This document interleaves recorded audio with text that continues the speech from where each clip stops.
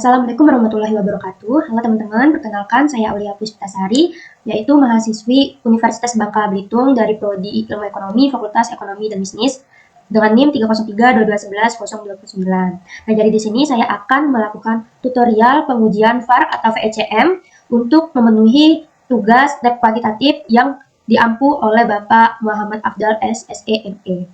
Nah, langsung saja kita masuk pada tutorialnya. Yang pertama itu kita masuk menggunakan eFuse. Nah, jadi di sini saya menggunakan eFuse 12. Kita pilih create a new eFuse Word file, kemudian di Word file create, kita tetap pilih date, regular, frekuensi. Nah, di frekuensinya itu kita pilih annual, karena saya menggunakan data time series. Nah, pada data itu saya mulai dari tahun 1995 dan diakhiri pada tahun 2024. Kita oke. Nah, kemudian kita masukkan datanya, kita pilih quick empathy group.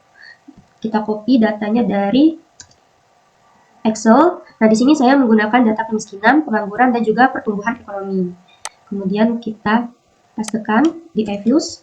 Nah, di sini kita ubah nama variabelnya tergantung variabel masing-masing. Yang kedua ini tingkat pengangguran terbuka. Kemudian yang ketiga itu pertumbuhan ekonomi. Nah, kemudian kita close aja. Nah, pada uji VAR atau VECM itu ada 8 tahap pengujian. Nah, yang pertama itu ada uji stasioner. Caranya itu yaitu kita pilih masing-masing variabel. Kita klik aja. Pertama itu kemiskinan. Nah, pada kemiskinan ini kita pilih view. Kemudian kita pilih unit root test atau standar unit root test. Nah, di sini kita akan melihat apakah data ini stasioner atau tidak. Nah, yang pertama itu kita coba stasioner di tingkat level. Kita pilih level, kemudian oke.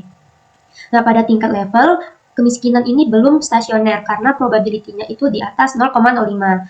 Nah, bagaimana cara stasioner? Kita gantikan, kita klik view, lagi, terus unit root test, standar unit root test. Nah, kita pilih di first difference. Kita klik oke. Nah, pada tingkat first difference, data kemiskinan itu sudah stasioner ya teman-teman, bisa dilihat dari probability ini sudah 0,000 atau di bawah 0,05. Nah, selanjutnya kita coba stasioner pada variabel lainnya lagi. Seperti tadi kita klik per variabel, terus view, terus unit test, standar unit test. Nah, kita coba di tingkat level terlebih dahulu ya teman-teman. Kita pilih oke. Nah, ternyata pengangguran di sini itu belum stasioner di tingkat level. Kita ubah lagi menjadi first difference. Kita coba di first difference ya teman-teman. Oke. Nah, ternyata di tingkat first difference, pengangguran ini sudah stasioner. Kemudian kita coba di variabel ketiga di pertumbuhan ekonomi, kita pilih view, unit root test, standar unit root test, kemudian kita coba di tingkat level. Oke. Nah, ternyata pertumbuhan ekonomi ini sudah stasioner di tingkat level. Karena sebelumnya data yang keduanya itu stasioner di tingkat first difference, jadi untuk variabel pertumbuhan ekonomi juga harus mengikuti kedua variabel tersebut, yaitu di tingkat first difference. Kita ubah. Kita lihat di tingkat difference-nya berapa. Oke. Nah, ternyata di tingkat first difference, pertumbuhan ekonomi itu sudah stasioner. Di probability-nya itu 0,000 atau di bawah 0,05. Nah, selanjutnya setelah uji stasioner, kita melakukan uji lag optimum. Caranya itu, coba kita close dulu. Kita pilih quick, kemudian estimate VAR. Nah, di sini di endogenous variable itu kita gunakan rumus D. Karena kita menggunakan first difference, jadi rumusnya itu D, buka kurung, variabel pertama, tutup kurung, spasi, D lagi, variabel kedua, spasi, D, variabel ketiga. Nah, kemudian kita oke. Nah, setelah mendapatkan hasil begini, kita klik view, kemudian like structure, kemudian kita pilih like length kriteria. Tekan aja. Nah, untuk like-nya itu kita bisa mencoba dari like yang tertinggi, yaitu dari 10. Nah, kalau tidak bisa dari 10, kita bisa menurunkannya lagi ke 9 dan juga seterusnya. Nah, setelah saya coba tadi, bahwa like yang terpilih itu adalah like 2 untuk data pribadi saya. Kemudian kita oke kan.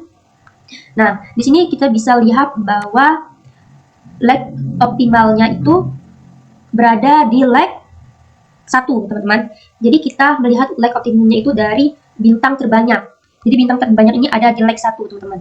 Ini ya. Nah, setelah uji like optimum, kita selanjutnya ke uji stabilitas. Nah, caranya itu kita pilih view, kita pilih view, like structure, seperti tadi, kemudian kita pilih arrows graph. Nah, bisa teman-teman lihat bahwa titik-titiknya ini tuh berada di dalam lingkaran. Nah, kenapa bisa begitu? Berarti data yang saya gunakan tadi stabil, dikatakan stabil. Dan jika titik-titiknya ini berada di luar lingkaran, berarti data yang digunakan itu tidak stabil.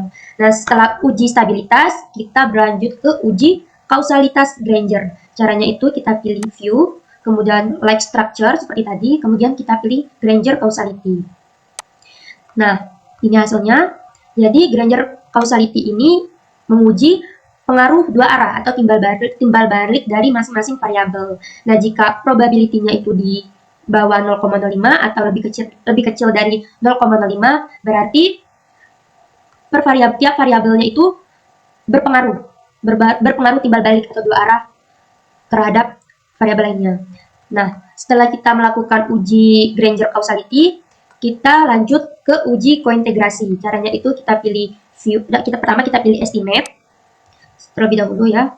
Nah, kemudian di sini di like-nya itu kita ganti ke like yang banyak bintang tadi atau like optimumnya, yaitu berada di like 1. Kemudian kita oke. Nah, kemudian kita lanjut pilih view, kemudian pilih cointegration test. Ini tetap 2. Kemudian oke.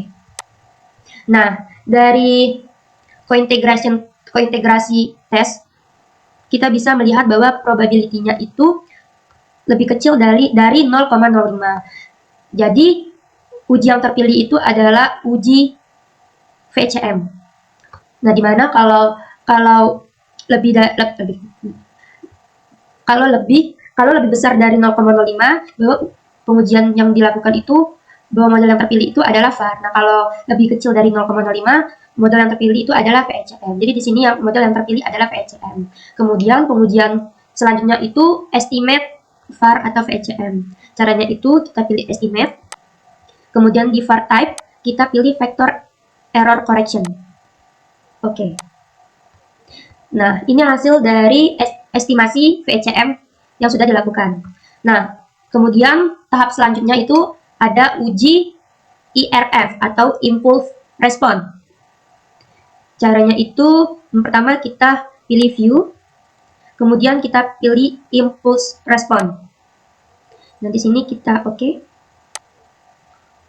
Nah, bisa dilihat. Ini hasil dari pengujian impulse response, ya teman-teman. Nah, selanjutnya yang terakhir ada tahap pengujian varian decomposition. Caranya itu kita pilih view, kemudian kita pilih varian decomposition.